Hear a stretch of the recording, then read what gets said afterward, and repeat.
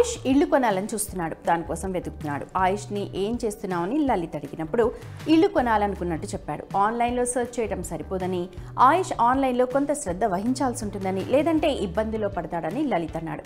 అప్పుడు ఆయుష్ ఏం చేయాలి అని లలిత్ని అడిగితే దానికి సమాధానంగా అతను ఓ వీడియో చూపించాడు.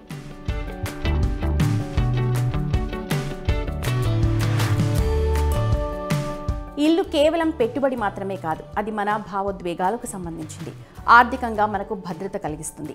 ఇల్లు కొనడానికి మీరు చాలా ప్రయత్నాలు చేయాలి.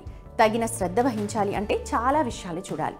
అయితే ఈ విషయాలు తప్పితే భారీ మూల్యం చెల్లించుకోవాల్సి వస్తుంది. అటువంటి పరిస్థితిలో ఫ్లాట్ కొనుగోలు చేసేటప్పుడు మీరు తప్పక తనిఖీ చేయాల్సిన విషయాలేంటో అర్థం చేసుకోవడం చాలా ముఖ్యం. ఫ్లాట్ని కొనుగోలు చేసేటప్పుడు మీరు మొదటగా రియల్ ఎస్టేట్ ఏజెంట్, డెవలపర్ని సంప్రదించాల్సి ఉంటుంది. ముందుగా డెవలపర్, ఏజెంట్ గురించి తప్పకుండా తెలుసుకోండి. బిల్డర్ పాత ప్రాజెక్టులను కూడా చెక్ చేయాలి.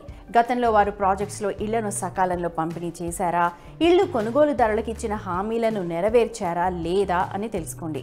దీనికోసం మీరు అక్కడ నివసిస్తున్న వ్యక్తులతో లేదా ఏజెంట్ గురించి పాత కస్టమర్లతో ఒకసారి మాట్లాడాలి. ప్రాపర్టీ కొనుగోలు చేసేటప్పుడు లొకేషన్ రెండవ ముఖ్యమైన విషయం. ఇల్లు కోసం మంచి ప్రదేశం, అదే ఫ్లాట్ అయినా లేదా ఇళ్ళు అయినా సరే, ప్రాథమిక సౌకర్యాలకు దగ్గరగా ఉండడం, మంచి రీసేల్ వాల్యూ ఉండడం, ప్రజా రవాణా కేంద్రాలు, పాఠశాలలు, కళాశాలలు, హాస్పిటల్స్, మెట్రో స్టేషన్లకు ఇల్లు ఎంత దగ్గరగా ఉంటే అంత మంచిది. ఇల్లు మంచి ప్రదేశంలో ఉంటే మంచి అద్దె ఆదాయాన్ని కూడా ఇస్తుంది. లొకేషన్ తర్వాత చట్టపరమైన డాక్యుమెంట్స్ గురించి మాట్లాడుకుందాం. ఇంటిని కొనుగోలు చేసే ముందు అవసరమైన అన్ని చట్టపరమైన డాక్యుమెంట్స్ని చెక్ చేయాలి. రీసేల్ ప్రాపర్టీని అంటే పాత ఇంటిని కొనుగోలు చేస్తూ ఉంటే సేల్ డీడ్, కంప్లీషన్ లేదా ఆక్యుపెన్సీ సర్టిఫికేట్, మ్యుటేషన్, స్వాధీన డాక్యుమెంట్స్, ప్రభుత్వ శాఖల నుంచి ఎన్ఓసి సర్టిఫికేట్స్ని చెక్ చేయాలి. ఇంటి పన్ను, విద్యుత్, నీటి బిల్లు, ఆస్తిపై ఎలాంటి రుణం లేదా చట్టపరమైన కేసులు లేవు అని నిర్ధారించుకోవాలి. అయితే నిర్మాణంలో ఉన్న ఆస్తి విషయంలో రెరా రిజిస్ట్రేషన్స్, బిల్డింగ్ ప్లాన్, ఆమోదించిన లేఅవుట్, బిల్డర్ కొనుగోలుదారు ఒప్పందంతో సహా ఇతర ముఖ్యమైన డాక్యుమెంట్స్ అన్ని చెక్ చేయాలి. ఇక ఆస్తి యాజమాన్య హక్కులను నిర్ధారించడంలో న్యాయవాదిని సంప్రదించడం వల్ల మోసం జరిగే ప్రమాదాన్ని తగ్గించుకోవచ్చు. ఢిల్లీ ఎన్సీఆర్లో అనేక ప్రాజెక్టులు ఉన్నాయి. వీటి రిజిస్ట్రేషన్ వివిధ కారణాల వల్ల ఆగిపోయింది. అటువంటి ఫ్లాట్లు కూడా రిజిస్ట్రేషన్ లేకుండానే రీసేల్ మార్కెట్లో అమ్ముతూ ఉంటారు. ఇంటి కొనుగోలుదారులు ఈ రకమైన ఆస్తిని కొనుగోలు చేయాలా లేదా అని నిపుణుల నుంచి సమాధానాన్ని తెలుసుకుందాం. చాలా మంది బిల్డర్లు ఆక్యుపెన్సీ సర్టిఫికేట్లను అందుకోలేదు కాబట్టి నోయిడా, గ్రేటర్ నోయిడాలోని అనేక ప్రాజెక్టులలో రిజిస్ట్రీ నిలిచిపోయిందని హోమ్ మెన్స్ వ్యవస్థాపకుడు ప్రదీప్ మిశ్రా వివరించారు. గృహ కొనుగోలుదారులు రిజిస్ట్రీ లేకుండా ఫ్లాట్లను కొనుగోలు చేయకూడదు. దీని ప్రతికూలత ఏంటంటే పూర్తి డబ్బు చెల్లించినప్పటికీ మీకు ఇంటి యాజమాన్య హక్కులు లభించవు. అంతేకాకుండా చాలా బ్యాంకులు అలాంటి ఫ్లాట్లకు గృహ రుణాలు కూడా అందించవు. ఇల్లు కొనేటప్పుడు మన ఫోకస్ అంతా బేస్ ప్రైస్ పైన ఉంటుంది. కానీ ఫ్లాట్ లేదా ఇల్లు కొనడానికి మీ ఖర్చులు ఇంకా ఉన్నాయి. ఫ్లాట్ ధరతో పాటు stamp duty, registration charges, parking charges, prime location charges, backup charges, society fees, నిర్వహణ రుసుముల వంటివి అనేక ఎక్స్ట్రా ఛార్జెస్ ఉంటాయి. మీరు ఈ ఖర్చులపై ముందుగా శ్రద్ధ చూపకపోతే మీ బడ్జెట్ పెరుగుతుంది. చాలాసార్లు రియల్ ఎస్టేట్ ఏజెంట్లు ఈ ఖర్చుల గురించి అసలు చెప్పరు. మీరు ఇల్లు కొనడానికి వెళ్ళినప్పుడల్లా భవనంలో ఉపయోగించిన నిర్మాణ సామగ్రి గురించి ఖచ్చితంగా బిల్డర్ నుంచి తెలుసుకోవాలి. నిర్మాణ నాణ్యత, ఇంటి వయసుని తనిఖీ చేయటం ముఖ్యం. సాధారణంగా ఇంటి అంచనా వయసు 70 నుంచి 80 సంవత్సరాలు ఉంటుంది. ఇల్లు పాతబడే కొద్దీ దాని బలం తగ్గుతుంది. నిర్మాణ నాణ్యత, బలాన్ని తెలుసుకోవడానికి మీరు స్ట్రక్చరల్ ఇంజనీర్ హెల్ప్ తీసుకోవచ్చు. ఇక నాణ్యత, వయసుని తనిఖీ చేయకుండా ఒక ఇంటిని కొనుగోలు చేస్తే మరమ్మతుల కోసం చాలా డబ్బులు ఖర్చు చేయొచ్చు.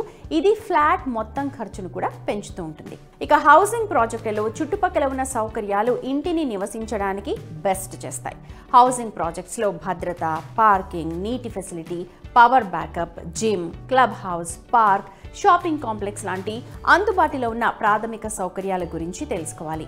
కనీస సౌకర్యాల కొరత కారణంగా మీరు నిత్యావసరాల కోసం చాలా దూరం ప్రయాణించాల్సి ఉంటుంది. ఒక్కసారి ఇళ్లు కొనుగోలు చేసేటప్పుడు భవిష్యత్ అభివృద్ధి ప్రణాళికల గురించి ఆలోచించాం. దాని పర్యవసానాలు తర్వాత భరించాల్సి ఉంటుంది. అలాంటి ప్రాంతంలో ఇళ్లు కొంటే భవిష్యత్తులో అభివృద్ధి, మౌలిక సదుపాయాల ప్రాజెక్టులు వచ్చే అవకాశాలు ఎక్కువగా ఉన్న చోట ఫ్లాట్ విలువను పెంచడానికి అవకాశంగా భావించవచ్చు. ఇళ్లు కొనే ముందు మీరు ఆ ప్రాంతం మాస్టర్ ప్లాన్, ఆ ప్రాంతానికి సంబంధించిన ప్రస్తుత భవిష్యత్ మౌలిక సదుపాయాల ప్రణాళికను అర్థం చేసుకోవాలని మిశ్రా వివరించారు. అటువంటి అభివృద్ధి జరిగిన ప్రాంతాల్లోని ఆస్తి ధరల గురించి, అభివృద్ధి పనులు జరిగితే మీ లొకేషన్లో ధరలు ఎలా ప్రభావితం అవుతాయి అన్న దాని గురించి మీకు ఒక ఆలోచన వస్తుంది. పెద్ద నగరాల్లో చాలా గృహాలను గృహ రుణాల సహాయంతోనే కొనుగోలు చేస్తారు. హోమ్ లోన్ తీసుకుంటున్నప్పుడు వివిధ బ్యాంకులతో మాట్లాడండి. వాటి వడ్డీ రేట్లు, ప్రాసెసింగ్ ఫీజు, రీపేమెంట్ నిబంధనలు సరిపోల్చుకోండి. వడ్డీ రేట్లలో స్వల్ప వ్యత్యాసం కూడా మీరు దీర్ఘకాలంలో ఎక్కువ వడ్డీని చెల్లించడానికి దారితీస్తుంది. ఇది ఇంటి కొనుగోలు ఖర్చుని పెంచుతుంది. ఇళ్ళంటే వెంటనే మార్చుకోలేం, ఎందుకంటే దానికి చాలా డబ్బు ఖర్చు అవుతుంది. కాబట్టి ఇంటిని కొనుగోలు చేసే ముందే పూర్తి శ్రద్ధ వహించడం మంచిది. దీని ద్వారా మీరు ఆ తర్వాత పశ్చాత్తాపడాల్సిన అవసరం ఉండదు. ఎలాంటి ఆర్థిక నష్టం జరగకూడదు. మీరు కోర్టుకు వెళ్లాల్సిన అవసరం లేదు. చిరునామా గురించి మరో విషయం కూడా తెలుసుకోండి. మీకు లోన్ అవసరం లేకపోయినా హోమ్ లోన్ కోసం దరఖాస్తు చేసుకోండి, ఎందుకంటే రుణాన్ని ఆమోదించే ముందు బ్యాంక్ మీ తరపున ఆస్తి బ్యాక్గ్రౌండ్ అంతా కూడా చెక్ చేస్తుంది కాబట్టి. సో ఇన్ని విషయాలు మీరు తనిఖీ చేయాలో చూడండి అని లలిత్ ఆయుష్తో చెప్పాడు.